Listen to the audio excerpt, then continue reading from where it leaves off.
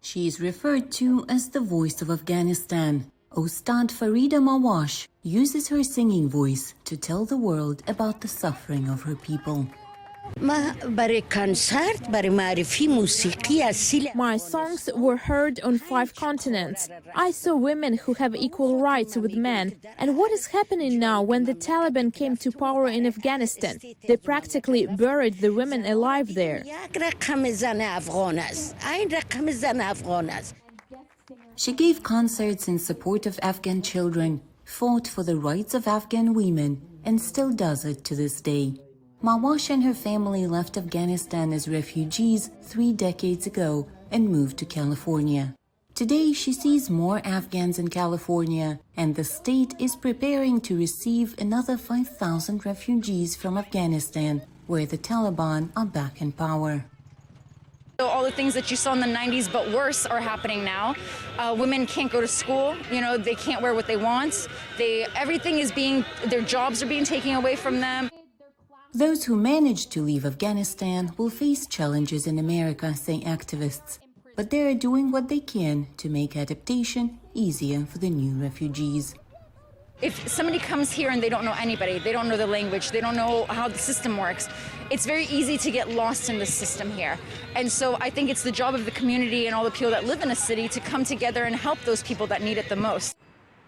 The refugees are expected to arrive in California in the coming weeks.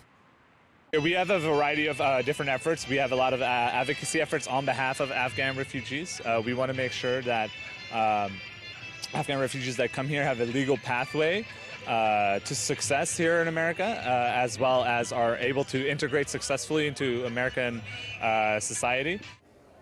Charity organizations, together with local authorities, are dealing with accommodation, while locals are doing what they can to make the newcomers feel as comfortable as possible.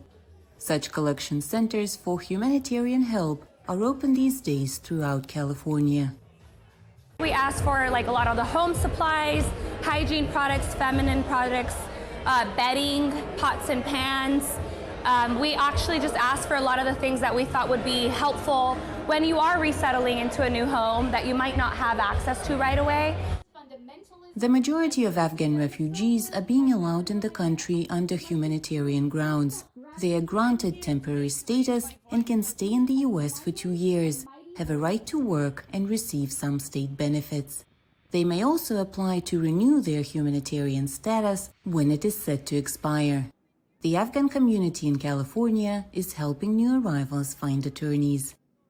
They have to prove that, number one, they're here for a very specific purpose and temporarily, and that they would either return to their country of origin, which is Afghanistan, and or that they have another legal route that is already available for them to pursue.